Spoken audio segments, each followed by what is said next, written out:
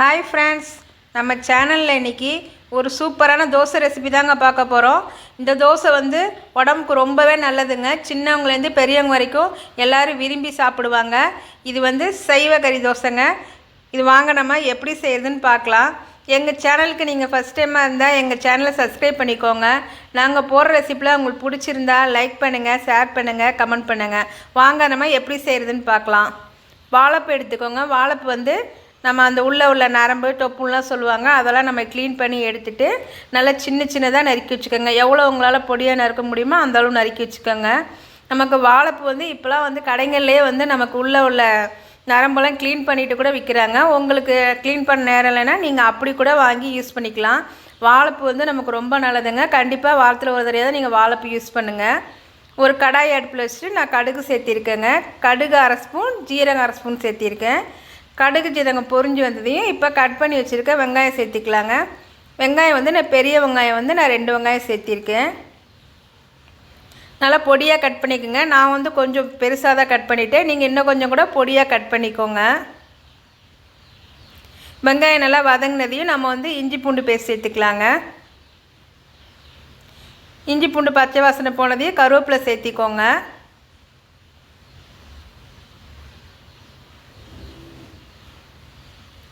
கருவேப்பிலை சேர்த்து நல்லா வதக்கிட்டு இப்போ மிளகாத்தூள், தனி மிளகாய்த்தூள் 1/4 ஸ்பூன் சேர்த்திக்கோங்க. நான் எடுத்துருக்கிற வாழைப்புக்கு இந்த 1/4 ஸ்பூன் அளவே நமக்கு காரம் சரியாக இருக்கும். கறி மசால் பவுடர் 1/2 ஸ்பூன் எடுத்துருக்கேங்க. மஞ்சத்தூள் ஒரு 2 சிட்டிக்கு அளவு எடுத்துக்கோங்க. இது கிராம் அளவில் பார்த்திங்கன்னா ஒரு 200 கிராம் அளவு இருக்குங்க. இந்த வாழைப்பூ அந்த அளவு எடுத்திருக்கேன் நான். வாழைப்பூ நல்லா நறுக்கிட்டு நம்ம மோர் தண்ணியில் ஊற போட்டுருந்தேங்க. அப்போ தான் நமக்கு கருத்து போகாமல் இருக்கும். இப்போ வாழைப்பூ அந்த தண்ணி அந்த மோர்லாம் இல்லாமல் நம்ம பிழிஞ்சிட்டு நம்ம அதோட சேர்த்திக்கலாம். சேர்த்து நல்லா மிக்ஸ் பண்ணிக்கலாங்க. இப்போ இந்த வாழைப்பூக்கு தேவையான அளவு உப்பு சேர்த்திக்கலாம். உப்பு சேர்த்துட்டு மறுபடியும் ஒருக்கா மிக்ஸ் பண்ணிக்கோங்க. கொஞ்சமாக தண்ணி விட்டு அந்த வாழைப்பூ முழுகிற அளவு மட்டும் தண்ணி விட்டுக்கோங்க. நமக்கு வாழைப்பூ சீக்கிரமாக வெந்துடும். அதனால் கொஞ்சமாக தண்ணி விட்டுட்டு இப்போ நம்ம மூடி வச்சிடலாம்.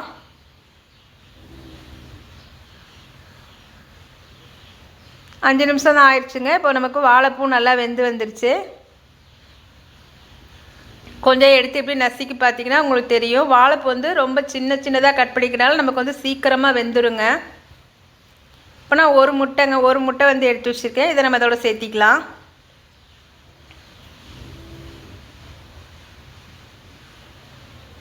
ஒரு முட்டை சேர்த்துட்டு இப்போ நல்லா மிக்ஸ் பண்ணிக்கோங்க. உங்களுக்கு முட்டை சேர்க்க விருப்பம் இல்லை அப்படின்னா நீங்கள் முட்டை சேர்க்காமையும் செய்யலாம். டேஸ்ட் அதுவும் நல்லா தாங்க இருக்கும். முட்டை சேர்க்காமே டேஸ்ட் நல்லாயிருக்கும். முட்டை சேர்த்தா இன்னும் கொஞ்சம் டேஸ்ட்டு தூக்கலாக இருக்கும். அவ்வளோதாங்க. முட்டை உங்களுக்கு விருப்பம் இல்லைன்னா நீங்கள் முட்டையை ஸ்கிப் பண்ணிடலாம். நல்லா மிக்ஸ் பண்ணிக்கோங்க. 1/4 ஸ்பூன் அளவு மட்டும் நான் மிளகுத்தூள் சேர்க்குறேங்க. ரொம்ப வேணாம், ரொம்ப சேர்த்தோம்னா இப்போ காரம் ஜாஸ்தியாயிரும். ஒரு 1/4 ஸ்பூன் அளவு மட்டும் சேர்த்திக்கோங்க.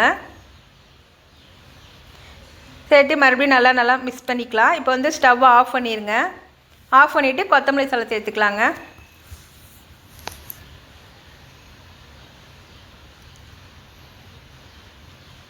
கொத்தமல்லி தழை சேர்த்துட்டு வேறு நம்ம ஒரு பவுலுக்கு மாற்றி எடுத்து வச்சிடலாம். இப்போ நம்ம இட்லி தோசைக்கெலாம் வீட்டில் அரைச்சி வச்சுருப்போங்களங்க, அதே மாவு தான். நம்ம தோசைக்குன்னா இன்னும் கொஞ்சம் தண்ணி விட்டு ஊற்றுவோம். இப்போ தண்ணி ஊற்றாமல் நம்ம இட்லிக்கு ஊற்றுற பதத்துலேயே நம்ம ஊற்றிக்கலாம். ஏன்னா நம்ம ஊற்றப்போ மாதிரி தான் ஊற்ற போகிறோம். தோசைக்கல்லில் கொஞ்சமாக எண்ணெய் விட்டுட்டு நம்ம மாவு எடுத்து ஒரு 2 கரண்டி அளவு விட்டிங்கன்னா சரியாக இருக்கும். இந்த அளவுக்கு இன்னும் உங்களுக்கு சின்னதாக வேணும்னாலும் சின்னதாக கூட நீங்கள் ஊற்றிட்டு நீங்கள் லஞ்ச் பாக்ஸு கூட குழந்தைங்களுக்குலாம் கொடுத்து விடலாம். இப்போ நம்ம ரெடி பண்ணி வச்சுருக்கோம்ல வாழைப்பூ, அதை நம்ம இந்த தோசை மேலே வச்சிடலாம். அடுப்பை சிம்மில் வச்சுக்கோங்க. தோசையை ஊற்றிட்டு அதுக்கப்புறம் இந்த வாழைப்பூலாம் எடுத்து நமக்கு எந்த அளவு வேணுமோ அந்த அளவுக்கு நம்ம இந்த தோசையில் எல்லா பக்கமும் போட்டு விடலாம். போட்டுட்டு நம்ம அந்த ஸ்பூனாலே அப்படியே கொஞ்சமாக அழுத்தி விடுங்க.